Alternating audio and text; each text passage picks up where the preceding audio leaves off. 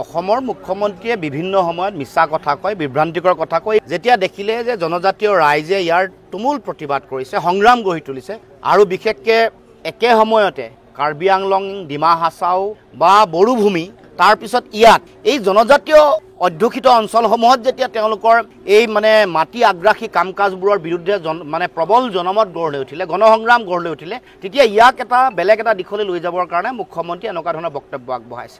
আৰু এই গোটেই সংগ্ৰামখনক বিপথে পৰিচালিত কৰিবৰ কাৰণে এতিয়া আকৌ মুছলমান উচ্ছেদৰ কামো আৰম্ভ কৰিছে, যাতে জনজাতীয় অঞ্চলসমূহত কৰা এনেকুৱা ধৰণৰ মাটি অধিগ্ৰহণ বা মাটি কাঢ়ি লোৱা কথা বতৰাবোৰ বেলেগ এফালে গতি কৰে। তাৰ কাৰণে এতিয়া উচ্ছেদ কৰিবৰ কাৰণে তেওঁলোকে চিন্তা চৰ্চা কৰিছে। শেহতীয়াকৈ চৰকাৰখনে মূল লুণ্ঠনৰ অচিলা হিচাপে লৈছে মাটি।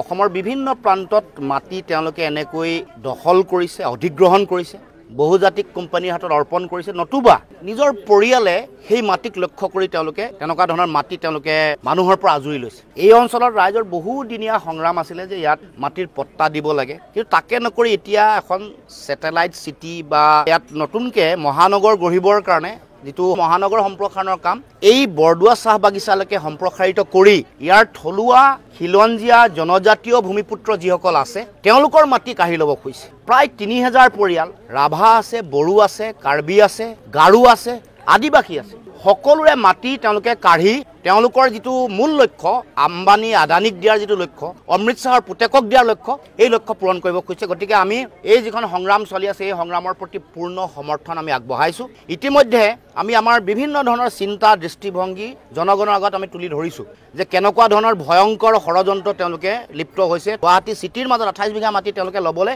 ইতিমধ্যে অধিগ্ৰহণ কৰিবলৈ সিদ্ধান্ত গ্ৰহণ কৰিছে কাহিলীপাৰাৰ ওচৰত। এতিয়া ইয়াত আকৌ হাজাৰ হাজাৰ বিঘা মাটি। গতিকে আমি আমাৰ মাটি ৰক্ষা কৰিব লাগিব। আমাৰ মাটি, আমাৰ ভাষা আৰু আমাৰ সংস্কৃতি আমি ৰক্ষা কৰিমেই, এইটো আমাৰ সকলোৰে অংগীকাৰ। আৰু ৰাইজকো আহ্বান জনাইছোঁ, এনেকৈ তেওঁলোকৰ যিটো মাটি কাঢ়ি লোৱাৰ যিটো ষড়যন্ত্ৰ, এইটো সকলোৱে একেলগে ইয়াক প্ৰতিৰোধী সংগ্ৰাম গঢ়ি তুলিব লাগে। যদি মাটি এনেকৈ কাঢ়ি লৈ যায়, অসমীয়া জাতি এটা অঘৰী জাতিলৈ পৰিণত হ'ব। অসমৰ মুখ্যমন্ত্ৰীয়ে বিভিন্ন সময়ত মিছা কথা কয়, বিভ্ৰান্তিকৰ কথা কয়। যেতিয়া দেখিলে যে জনজাতীয় ৰাইজে ইয়াৰ তুমুল প্ৰতিবাদ কৰিছে, সংগ্ৰাম গঢ়ি তুলিছে আৰু বিশেষকৈ একে সময়তে কাৰ্বি আংলং, ডিমা হাছাও বা বড়োভূমি, তাৰপিছত ইয়াত এই জনজাতীয় অধ্যুষিত অঞ্চলসমূহত যেতিয়া তেওঁলোকৰ এই মাটি আগ্ৰাসী কাম কাজবোৰৰ বিৰুদ্ধে প্ৰবল জনমত গঢ় লৈ উঠিলে, গণসংগ্ৰাম গঢ় লৈ উঠিলে, তেতিয়া ইয়াক বেলেগ এটা দিশলৈ লৈ যাবৰ কাৰণে মুখ্যমন্ত্ৰী এনেকুৱা ধৰণৰ বক্তব্য আগবঢ়াইছে। আৰু এই গোটেই সংগ্ৰামখনক বিপথে পৰিচালিত কৰিবৰ কাৰণে এতিয়া আকৌ মুছলমান উচ্ছেদৰ কামো আৰম্ভ কৰিছে, যাতে জনজাতীয় অঞ্চলসমূহত কৰা এনেকুৱা ধৰণৰ মাটি অধিগ্ৰহণ বা মাটি কাঢ়ি লোৱা কথা বতৰাবোৰ বেলেগ এফালে গতি কৰে। তাৰ কাৰণে এতিয়া উচ্ছেদ কৰিবৰ কাৰণে তেওঁলোকে চিন্তা চৰ্চা কৰিছে।